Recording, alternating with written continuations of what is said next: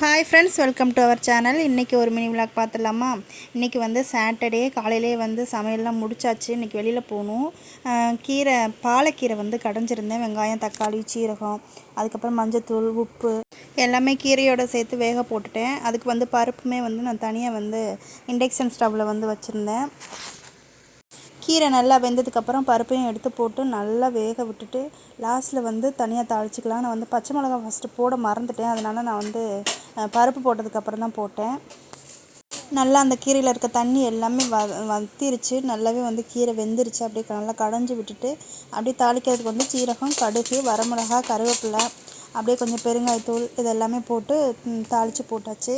அப்படியே வந்து காலையில் வந்து எங்களுக்கு காலையில் பிரேக்ஃபாஸ்ட்டுக்கு வந்து நாங்கள் கூழு தான் செஞ்சுருந்தேன். எல்லாமே எங்கள் அத்தைக்கு வந்து சுகர் அப்படிங்கிறதுனால அடிக்கடி வந்து இந்த கூழ், சப்பாத்தி இந்த மாதிரி தான் செஞ்சுவோம். மேக்ஸிமம் வந்து இந்த இட்லி தோசையை தவிர்த்துட்டு இந்த மாதிரி பண்ணுவோம்.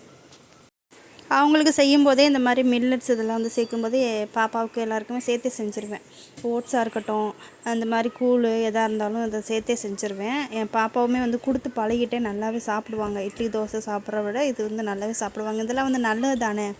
அதனால் வந்து அதை வந்து நல்லா கூழாக கிண்டி வச்சுட்டேன். இதில் வந்து லாஸ்ட்டில் வந்து மோர் ஊற்றி நல்லா கலக்கி குடித்தா நல்லா டேஸ்ட்டாக இருக்கும். செம்ம டேஸ்ட்டாக இருக்கும். கேழ்வரகை விட இது வந்து ரொம்ப பிடிக்கும். அப்படியே நாங்களும் இதை அப்படியே சாப்பிட்டுட்டு நாங்கள் கிளம்பிட்டோம். இன்றைக்கி வந்து சாட்டர்டே சண்டே வந்து பாப்பாவுக்கு டான்ஸ் கிளாஸ் இருக்குல்ல, அதனால் நாங்கள் அங்கே தான் போயிருந்தோம்.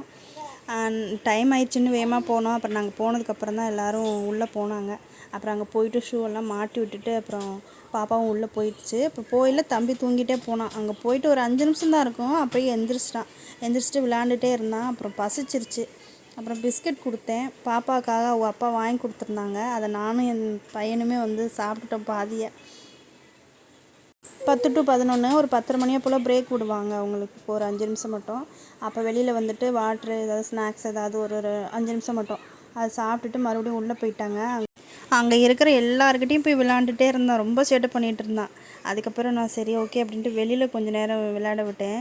அந்த ஸ்டெப்பில் கொஞ்சம் நேரம் ஏறி விளாண்டான். அதுக்கப்புறம் முடிஞ்சிருச்சு. 11 மணி ஆயிடுச்சு, முடிஞ்சிருச்சு. அதுக்கப்புறம் நாங்களும் வர வழியில் அப்படியே கொய்யாப்பழம்லாம் வாங்கிட்டு வந்தோம். கரெக்டாக வீட்டுக்கு வரையில் மணி 11:45 ஆயிடுச்சு.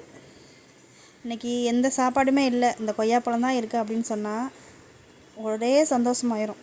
சாப்பாடு இல்லைன்னு ஃபீல் பண்ணவே மாட்டாங்க. 3 வேளை இல்லை 10 வேளை கொடுத்தாலும் கொய்யாப்பழம் சாப்பிட்டுட்டே இருப்பான் என் பொண்ணு.